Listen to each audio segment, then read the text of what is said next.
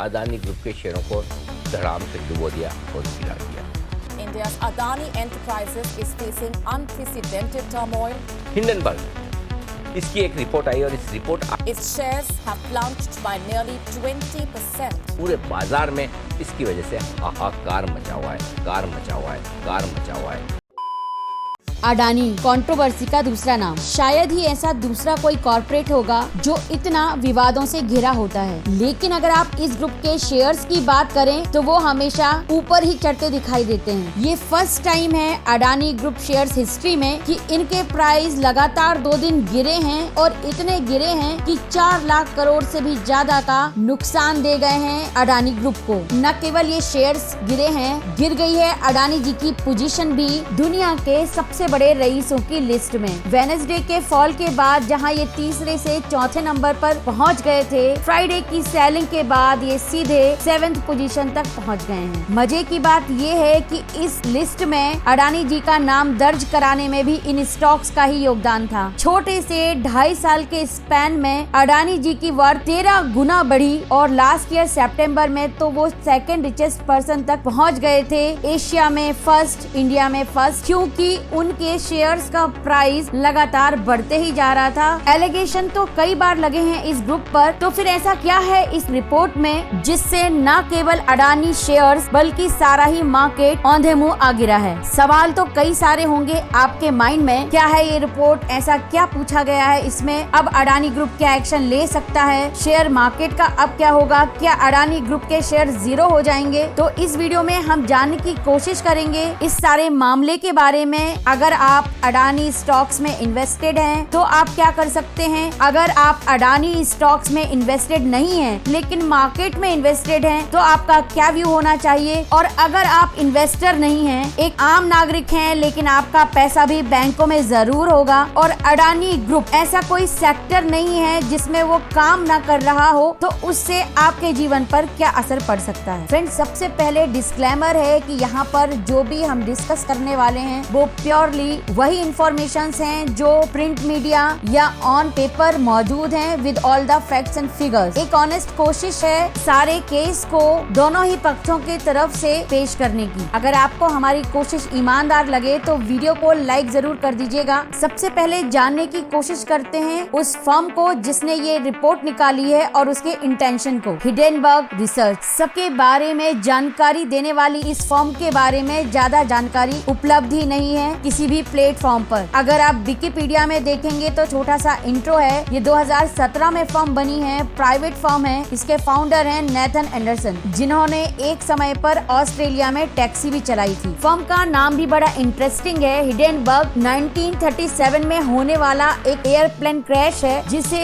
ये माना जाता है कि ये ह्यूमन मेड अवॉइडेबल डिजास्टर था। तो क्या करती है ये कंपनी? अपनी वेबसाइट पर कॉर्पोरेट्स की रिसर्च रिपोर्ट्स देती है, लेकिन ये कंपनी रिसर्च प्रोवाइड करती है कॉर्पोरेट्स के गलत तरीके से काम करने का, फ्रॉड्स को एक्सपोज करने का, इन्वेस्टर्स को प्रोटेक्ट करने का। लेकिन सबसे इंटरेस्टिंग बात ये है, इन रिपोर्ट्स के कारण इस फर्म को करोड़ों रुपए का प्रॉफिट होता है। आप कहेंगे कैसे? बड़ा ही इंटरेस्टिंग सा इनका बिजनेस मॉडल है। ये कंपनी कई सालों तक एक पर्टिकुलर कंपनी पर रिसर्च करती है और इस रिसर्च का सारा खर्च उठाते हैं इनके 10 बड़े इन्वेस्टर्स। फिर ये सारी इन्वेस्टिगेशन रिपोर्ट बनाते हैं और पब्लिक करने के पहले इस रिपोर्ट को दिखाया जाता है इन इन्वेस्टर्स को। On the basis of this report ये इन्वेस्टर्स उस टारगेट कंपनी में शॉर्ट पोजीशन बना लेते हैं। जनरली शेयर्स खरीद कर और उसके प्राइस बढ़ने के बाद आपने देखा होगा कि प्रॉफिट कमाया जाता है। ये एक फेमस तरीका है मार्केट में पैसे कमाने का। इसके उलट अगर आप किसी कंपनी के शेयर्स बेच दें और वो नीचे आ जाए तो भी आप पैसा कमा सकते हैं। शेयर मार्केट में और बॉन्ड मार्केट में इसका भी ऑप्शन होता है। आसानी से समझना चाहें तो स्कैम 1992 आपने देखी ही होगी। कोबरा गैंग जो काम करता था उसे शॉर्ट सेलिंग कहते हैं। जाहिर सी बात है, रिपोर्ट के पब्लिश होने के बाद शेयर का प्राइस नीचे आता है, उससे इसके इन्वेस्टर्स रुपया कमाते हैं और उसमें से कुछ परसेंटेज शेयरिंग इस फर्म को भी मिलती है। अब सवाल ये आता है कि जब इन्वेस्टर्स को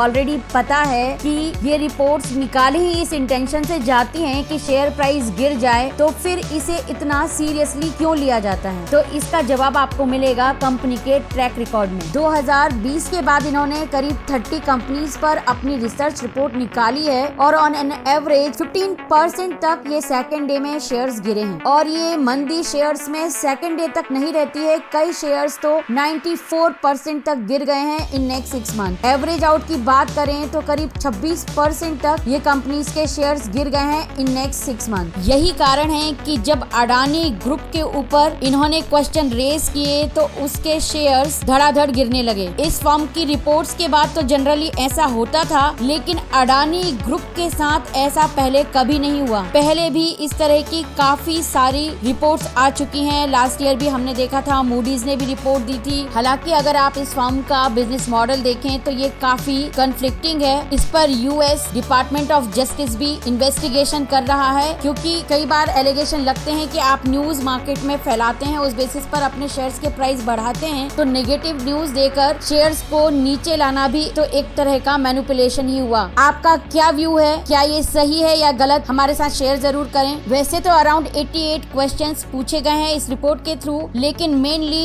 इस रिपोर्ट के थ्रू हिंडनबर्ग ने स्टॉक मैनिपुलेशन, अकाउंटिंग फ्रॉड और डेट को लेकर कंसर्न रेज किए हैं। साथ ही कुछ फैमिली मेंबर्स के ऊपर भी ऑब्जेक्शन उठाया है। इस रिपोर्ट में एलिगेशंस लगाए गए हैं कि पहले तो अडानी ग्रुप गलत तरीके से इंडिया के बाहर पैसे भेजता है, फिर उसी पैसे को अपनी ही कंपनी के शेयर्स में अदर फर्म्स के थ्रू इन्वेस्ट कराता है, उससे कंपनी के शेयर्स प्राइस को इंक्रीज करता है। ये भी कहा गया है कि जो बिजनेस दिखाया जा रहा है उस तरीके से काम नहीं हो रहा है। काफी बड़े डेट लिए गए हैं। बैलेंस शीट में डेटा को बढ़ा चढ़ाकर दिखाया गया है, अपने कारोबार को बढ़ा चढ़ाकर दिखाया है। और क्योंकि उनके खातों में बड़ी गड़बड़ियां हैं, इसीलिए ही पिछले 8 सालों में 4 CFO उनकी कंपनीज को छोड़ चुके हैं। और इतने बड़े ग्रुप का ऑडिट इन्होंने काफी यंग एज CS से करवाया गया है, जो कि एक बहुत छोटी फर्म है। विनोद अडानी जी की पोजीशन पर भी सवाल उठाए गए हैं। उनके रिलेटिव्स कई बड़े बड़े घोटालों में शामिल थे, फिर भी उन्हें कंपनी में बड़ी पोजीशन दी गई है। अडानी ग्रुप ने भी इसका जवाब दिया है और ये कहा है कि जो 88 सवाल पूछे गए हैं उनमें से 21 तो उन्होंने हमारे डिस्क्लोजर से ही लिए हैं, यानी ऑलरेडी ये हमने ही फैक्ट बताए थे और आपने उस पर हमें ही क्वेश्चन कर दिया। और ये भी कहा है कि कंपनी कानूनी कार्रवाई पर विचार कर सकती है इंडिया में और US में। कंपनी के CFO का वीडियो भी काफी वायरल हुआ है, जिसमें उन्होंने इन सारे एलिगेशन को डिनाई किया है, बायस्ड बताया है, one sided, motivated and unsubstantial बताया है। बड़े ही स्मार्टली इन्होंने अपने वीडियो में तिरंगे को भी यूज किया है। लेकिन अडानी के जवाब के ऊपर हिंडनबर्ग ने एक और अपना स्टेटमेंट जारी किया है और उन्होंने कहा है, आइए आपका स्वागत है और आप US कोर्ट में आकर जरूर केस लगाएं, क्योंकि जब आप यहाँ पर केस लगाएंगे तो हमें वो डॉक्यूमेंट्स भी मिल जाएंगे जो हमें इस रिसर्च रिपोर्ट को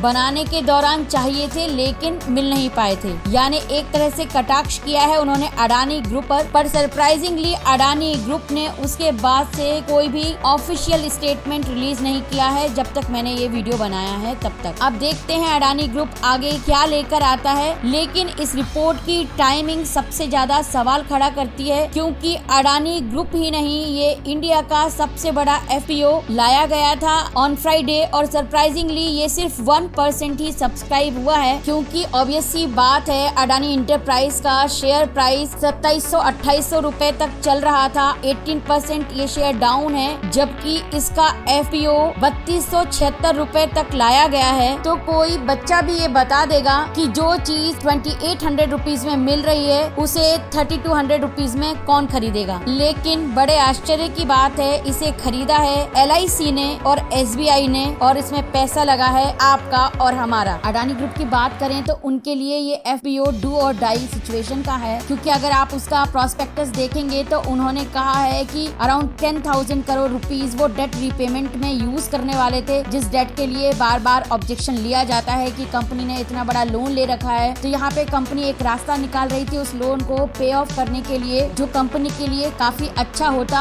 लेकिन फिलहाल इस FPO का इस प्राइस पर सब्सक्राइब होना लगभग ना के बराबर है और अब ये सिचुएशन काफी कॉम्प्लिकेटेड और ट्रिकी हो गई है। FPO तब लेते हैं लोग जब उसका प्राइस मार्केट प्राइस से कम हो, ताकि उन्हें प्रॉफिट हो, अदरवाइज वो मार्केट से जाकर ही शेयर परचेज कर लेंगे। अब यहाँ पर अगर 2700 के नीचे FPO का भाव लाया जाता है तो हमें शेयर के प्राइस में भी तुरंत ये सेलिंग देखने को मिल सकती है। जो शॉर्ट सेलर हैं वो मार्केट में करंट प्राइस पर शेयर्स को बेच देंगे और ये कहेंगे कि हम FPO में लोअर प्राइस पर वापस खरीद लेंगे। तो इस तरह बहुत चांसेस हैं कि शेयर का भाव भी नीचे चला जाए, यानी FPO को डिस्काउंट पर लाना काफी रिस्की हो सकता है। और अगर अभी कंपनी FPO डिले कर देती है तो कंपनी की इमेज पर एक बड़ा क्वेश्चन मार्क आ जाएगा और हो सकता है आगे जब ये FPO लाना चाहें तो भी ये सब्सक्राइब ना हो। तो अडानी के लिए तो ये गेम काफी रिस्की हो गया है। इसीलिए काफी सारे लोग ये डाउट भी कर रहे हैं कि ये कहीं कॉर्पोरेट राइवलरी तो नहीं है। इंटेंशनली चारों तरफ से जो अडानी पर धावा बोला गया है तो यहाँ से निकलना काफी मुश्किल है, नामुमकिन तो कुछ भी नहीं होता। तो एज एन इन्वेस्टर हम क्या करें? क्या स्टॉक को एवरेज आउट कर लें? शेयर्स इतने सस्ते मिल रहे हैं तो क्या अभी खरीद लें? तो फ्रेंड्स, जनरली जो एक्सपर्ट्स कहते हैं और जो डीलर डेस्क में कहा जाता है, in case of corporate action first dealer action should be selling. दो यहाँ पर कॉर्पोरेट एक्शन नहीं है, लेकिन काफी सारी बड़ी एंटिटीज सेबी एंड अदर्स ने भी कहा है कि हम इस मामले की जांच करेंगे तो आगे पीछे कॉर्पोरेट एक्शन देखने को मिल सकता है। इसीलिए as an investor, retail investor, Adani group से, उसके शेयर से दूर रहना ही बेहतर होगा। अडानी ग्रुप इतना बड़ा प्लेयर है इस मार्केट का कि ये अगर डूबेगा तो साथ में मार्केट को लेकर भी डूबेगा। लेकिन अगर हम फ्राइडे के मार्केट को देखेंगे तो प्रोपोर्शनेट डाउनसाइड काफी कम थी स्टॉक मार्केट में। अडानी के शेयर 18%, 20% गिरे थे, लेकिन निफ्टी 300 पॉइंट ही गिरा। फिर भी नए निवेश के पहले आपको बजट का इंतजार जरूर करना चाहिए और अब बजट ही है जो इस मार्केट के सेंटीमेंट को बचा सकता है। इसीलिए अब काफी सारे एक्सपर्ट्स भी अच्छे बजट को एक्सपेक्ट कर रहे हैं, लेकिन आपको कोई भी डिसीजन बजट के आने के बाद ही लेना चाहिए। फ्रेंड्स, शेयर प्राइस कुछ भी हो, कंपनीज अपना वर्क करना नहीं छोड़ती हैं। आप देख लीजिए, आर पावर का शेयर 90% तक गिर गया था, उसके बाद भी कंपनी के फंक्शंस आज भी चालू हैं। यानी अडानी ग्रुप ने जो काम शुरू किए हैं वो चलेंगे जरूर। और अगर इस ग्रुप को गिराने वाले लोग हैं तो बचाने वाले लोग भी हैं। आपको क्या लगता है, क्या ये ग्रुप इस बार सरवाइव कर पाएगा? क्योंकि इस बार नेशनल नहीं इंटरनेशनल प्रेशर है। कमेंट जरूर करें, वीडियो को लाइक जरूर करें। Be informed, be profitable and keep watching wealth academy. Thank you.